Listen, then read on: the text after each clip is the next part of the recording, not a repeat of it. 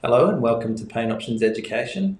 This is the place for discussion on topical issues in musculoskeletal pain, a common sense take on current research and evidence, and to help fine-tune your clinical practice. I'm one of your discussionists, Darren. I'm the other one, Tim. We're talking about pain sensitivity. We are. And this is part two, why consider pain sensitivity? And really that's a question to the clinician. Why would they consider pain sensitivity in their assessment and management of a person that comes to them with a pain problem? I thought we would just go over the definition again, just to remind people how we're defining pain sensitivity, and see if we can get to a reason why this is a good definition by the end of the series. Pain sensitivity in the clinical context can be considered as a term used to encompass the phenomena that some people's experience and perception of pain is enhanced beyond that of others. Sticking with that still? I think we are for now. Yeah, we'll see if it changes. I thought it was good to just think about the history of this because it isn't entirely new. And Jeff Maitland, constructed this idea of irritability of the patient, which in my mind probably does align to pain sensitivity in a way. Yeah, there's certainly aspects of that. It doesn't fully encompass it, but certainly our manual therapy training when we started as physios, this is what we got taught. One thing to consider was how irritable were the patient's symptoms, not how irritable was the patient. Yes. They were two separate parts. Yes. But yeah, that was helpful to go, hang on, this person, although describing a knee problem, it sounds like it's really easily stirred up, so we need to be a bit more careful with our assessment and management. Yeah. So that was, definitely a component of that. Yeah, I think looking back with the pain science where it is now, it's easier in my mind to align that with pain sensitivity. There wasn't potentially the same knowledge around pain. It was all around the gate theory, wasn't it, back at that time? And so in my mind, irritability, I can think of patients, then in my early career that had what I would call irritability that now I would call pain sensitivity. Yeah, completely agree. Can't remember when this paper was, 2006. Just glanced down at my notes, Tim, that was helpful. Well played, Darren. The Neuropathic Pain Network published this paper, which is really a normative database on qualitative sensory testing, QST. Qualitative or quantitative? Quantitative, I'm having a good day. Quantitative sensory testing, but there is a qualitative element to it, is there? No, you press the button. So you're exposed to a painful stimulus and you still often have to rate it. Yeah. Yes, there is that's where the psychophysical element comes in, but yes, it is quantitative in name, but not necessarily in nature. So I wasn't as mistaken as I... No, you did that on purpose, didn't you? I did. Yeah, well played. I know. I'm way ahead of the game here. So, in 2006, when this was published, it really kind of documents a time where interest in defining pain in these terms was coming into, I guess, into the literature as a bigger thing, and certainly it's expanded since then.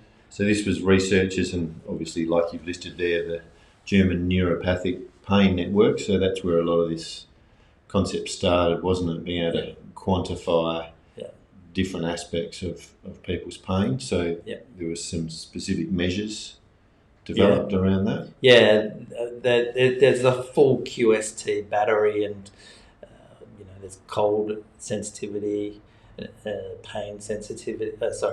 Cold, hot, pressure. Detection thresholds. Yeah. So it's not just around pain, that protocol either. I'm not the full bottle on the protocol, to be honest, but it's a range of sensory testing. Vibration may be in there as well. Yeah. So some of those particularly around pain, but not all of them. Yeah. But a defined laboratory-based assessment for looking at someone's sensitivity, not just their pain sensitivity, but their sensitivity. Yeah, so somatosensory sensitivity, I think is the right term. Can't believe you used that word before I did. Yeah. You didn't have that on your notes, did you? Oh, it's in my brain. Good. But basically, they could do tests and show between different populations that there was lower thresholds, if you like, where a blood pressure stimulus, for example, or a cold stimulus would be considered painful Yeah. in these clinical populations. Yeah. Yeah. And surely there's other work going on around that, but I think that's a kind of milestone paper around putting that together. Here's a protocol, particularly in neuropathic pain.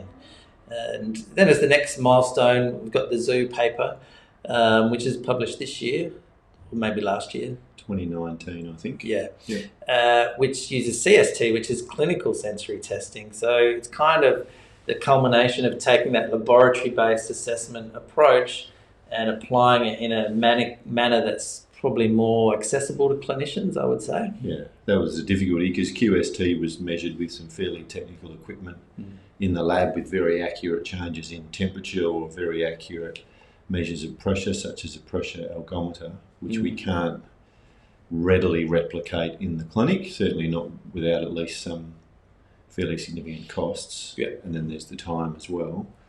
So the zoo paper is one of a few now that have started to look at how do we translate this for the clinician. So what can we do in the clinic that fairly well correlates with those quantitative sensory tests in the lab. So that's a brief history of pain sensitivity. I'm sure it's not exhaustive. It's just key moments that came up in my mind. But any other things you can think that are important in there? There probably is, but I don't know them. So we could move on. Okay. Just a brief mention of a very important concept that pain and disability does not equal pain sensitivity. And possibly we don't need to linger on this because we're going to discuss it a bit more in a minute and probably in later episodes. But I just want that to sink into people because you would kind of think, oh, if they're pain sensitive, they're going to have more pain. But I'm basically telling you that ain't the case. And the same with disability. So you think there's people that are much more sensitive will be more disabled by it? Yes. Well, you might think that. Yes. But it's not that clear. So why consider pain sensitivity in your clinical evaluation? We've got a few points to go through. Yeah. Again, they might not be exhaustive, but ones that kind of the literature points to and also, we think probably are important. I think the obvious one for me as a clinician over the years is because all my patients weren't responding like I thought, or I couldn't help certain people get better. Yeah. So I needed to consider other reasons why what we thought we knew wasn't working. Yeah. And this is one of those reasons. Yeah, totally agree. In retrospect, I can easily see these people that I just didn't acknowledge it in the right way at the time. Yeah. So the simple answer could be because if you don't consider it, you probably can't help a proportion of your patients. Yes, you're going to be missing a big chunk of the jigsaw puzzle. Yep. Okay, number one, pain sensitivity can modify responses to treatment. My favourite research in this area is around the outcome of spinal surgery, particularly in the lumbar spine, where those people that are assessed to have higher levels of pain sensitivity do worse following lumbar surgery. I understand this is similar in other surgeries as well. Similar research in knee pain after knee surgery, perhaps for whiplash. There's probably many examples. So what are your thoughts on that? So, I mean, you've mainly mentioned surgery there, but if you're in the exercise or the manual therapy world, both of those, the same concepts apply, or even psychological treatments we know can also impact on pain sensitivity as well. So, it's very important, and I can think of many examples where I got it wrong.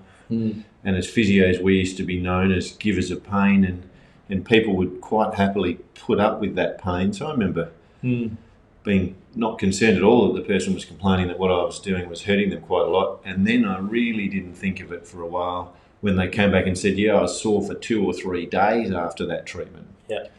So then you think, well, the secret is don't book them in too close together, so then they're better by the time they get back, so they've got over that. Yes. But in retrospect, we hear that story now where people have been doing that for 3 to 6 months and they're prepared to put up with it. Yeah, on the false belief that it will help them. Yeah, they've got faith that the person's going to fix them with this problem. Yeah. But it will definitely modify a response to treatment, and we need to have some clarity around that. Yeah. And to be ultra clear on that, you may have two people that have a stiff lumbar spine, let's say in basic terms, and one is pain sensitive and one isn't, and you mobilize both of them, and a treatment with some efficacy around improving range of motion in the lumbar spine, I would say, and the one with pain sensitivity may well not respond as well as the person without. Well, they could get worse. As we've just described. Okay, good. Helping patients with increased pain sensitivity understand their condition. Yeah, this was a real shift for me, and this made me a lot more comfortable with those complex patients that we couldn't readily explain their symptoms for pathoanatomical reasons, for example. Yep. So the classic might be someone that's really hasn't had an injury, so there's no trauma, and either they've had a scan that doesn't show anything to explain their symptoms, or the other circumstance where they've had a scan that shows pathology, but then they've had surgery directed at that pathology, but then their pain hasn't gone away. Yeah. And we used to traditionally go, okay, well, we've missed something, so let's look closer or do some more scans. Yeah, get a bigger microscope out Yes. so we can see in greater detail around that. But we know that the pathology isn't relevant for a proportion of people. But if they don't know that or they don't understand that, they're stuck. Yeah. And that's the part that I've found most helpful around this. If we can use this to help those people take on a logical explanation that makes sense to them. Okay, I've got pain, but I don't have ongoing structural damage, or my knee's not stuffed, or my shoulder's not stuffed, for example. A plausible explanation around pain sensitivity can be extremely powerful. Yeah. And the physical assessment is so integral to that reflection for the patient and education, and we'll speak more to that on our episode on physical assessment. Yeah. But totally agree. It's really just so valuable. Can't underestimate and that. later we'll talk about some more examples around that, and there are plenty, but that's a really good way of clarifying. Yes. Yeah. Yep. Providing insight into prognosis. So from the research world, I guess whiplash is probably one of the clearer ones around this, where cold pain sensitivity early on in a whiplash injury is a predictor of poor outcome a year later. It might be similar for some other acute kind of pain problems. Mm-hmm. Doesn't seem to be so predictive in more chronic terms, but you're already there. So, but overall, it might provide some insight into prognosis, which we think is important for setting goals with the patient and having a reasonable pathway to recovery. Yeah. You talked about that concept of irritability earlier, and I think people can relate to that, where a person presenting with very irritable symptoms, you naturally flow on to say, well, hang on, this one's quite sore or irritated, it's probably going to take longer to settle down. Now, the reasons behind why it's sore or irritated our thinking around that might be different to what it used to be, but that concept I think is very helpful. And the other one of an obvious example was neural tissue or peripheral nerve sensitivity disorders, particularly neck-arm, where people were highly sensitised with neck-arm pain and limited range. And we used to say that was a very irritable presentation. And with those, you would expect this is going to be slow and longer to settle. But with increased knowledge around that now, and those people having increased pain sensitivity in a whole range of different conditions, being alert to that is really important, like you say, because it sets prognosis and expectations. There's nothing worse as a patient being told, this is your problem, you'll be fine in 4 weeks, and then you get to 4 weeks and you're barely any better. That's tough for people. It is. Yeah, and I can't overstate the importance of making a prognosis to align everyone to. And it's it's not an exact science, No. but you need to set some goals and expectations around where you're going to be, so you can assess, are you actually doing anything, or do you need to get out of the way, or have you missed something and do you reset? Yeah, one of our colleagues, Rod Whiteley, is particularly good at that, where he'll identify the problem and perhaps some of the key things that need to be addressed as management, but he'll set the plan collaboratively with the patient. Yeah. And set a time frame and say these things should change within 4 weeks or 6 weeks, and we'd expect a reasonable amount of change in that time.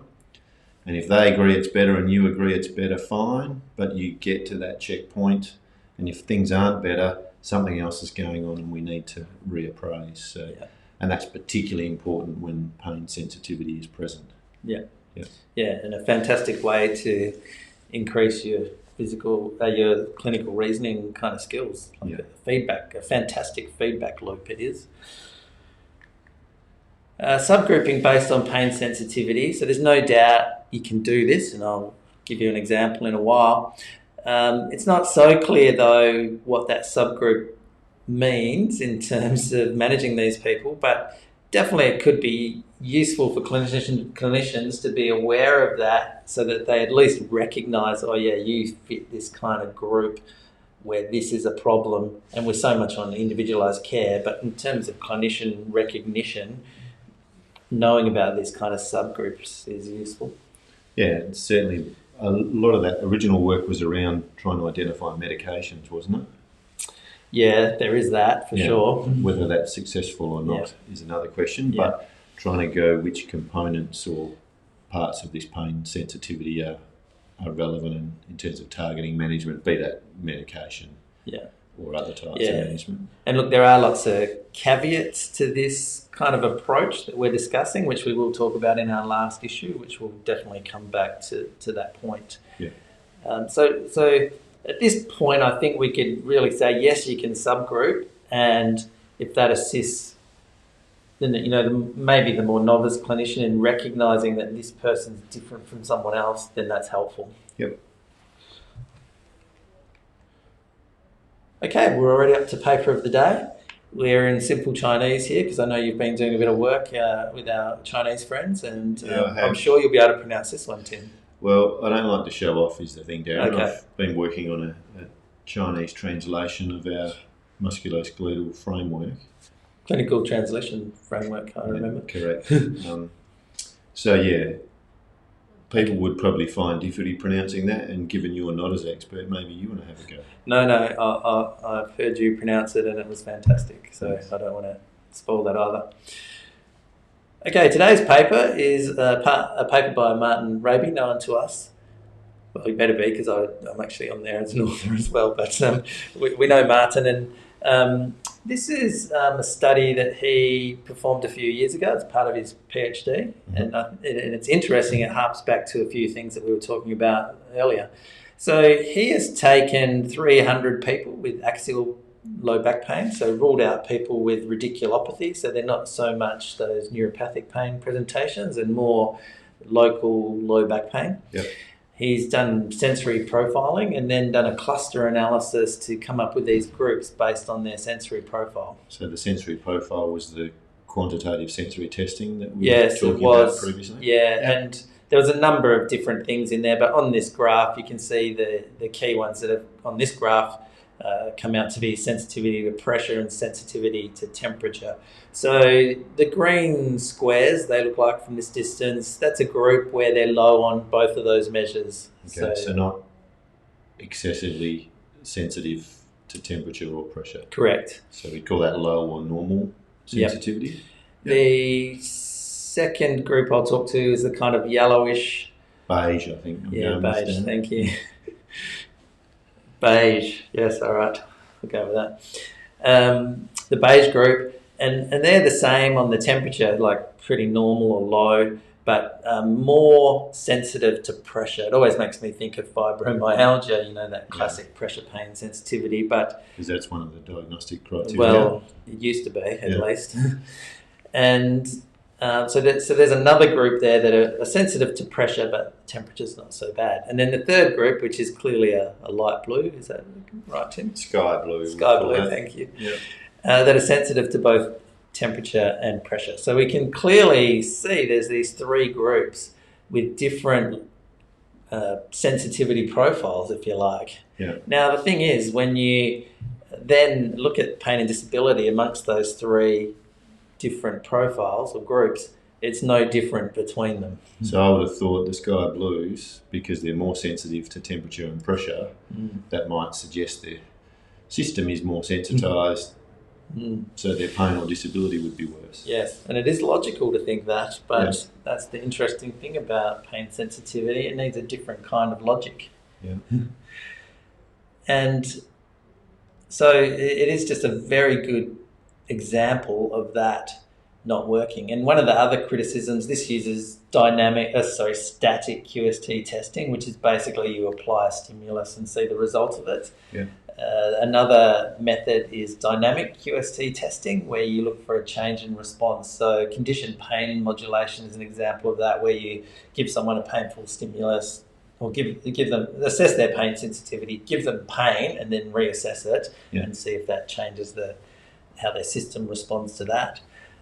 You can do the same with exercise. Temporal summation fits in that a little bit as well, where there's the repeated stimulus. So we've actually subsequently classified these people based on their dynamic profiles and found the same thing. Okay. Yeah. So then comes back to that question, why do we care about pain sensitivity if these people were pain sensitive but it didn't correlate with their pain and disability levels? Yeah, and it comes back to the things we were saying about before, particularly around its potential to modify the effects of the treatment that you're doing, understanding prognosis and how they're going to go. Yeah.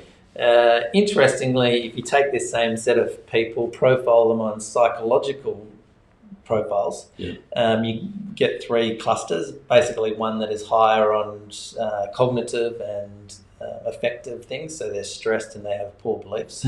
And there we do see a change in disability and pain across the profiles, which is I always found as interesting. And in my simple mind, I've kind of equated that to, well, pain sensitivity is there and it might drive a pain state in a way, but the way you report the pain is more related to the psychological factors.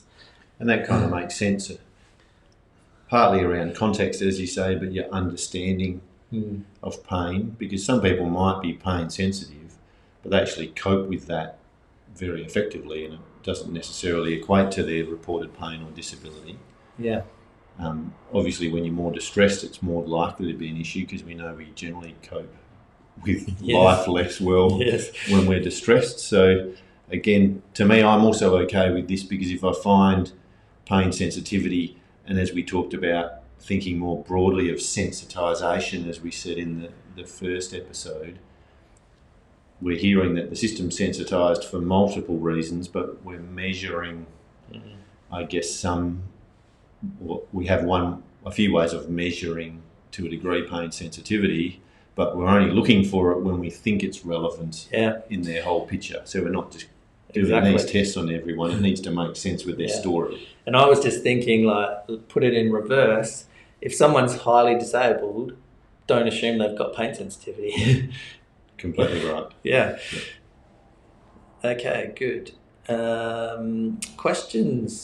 Questions, Tim? Well, I think that should provoke a few questions, because I've still got some questions in my mind after that discussion, because it's complex and it's not palatable in one go. You have to come back and think about this multiple times. So people can ask those questions, and we'll hopefully answer some of them in the next topics, but we might not get to them. So there's the email address. Yeah, education@painoptions.com.au, and it is a thing that needs to soak in over time, I think.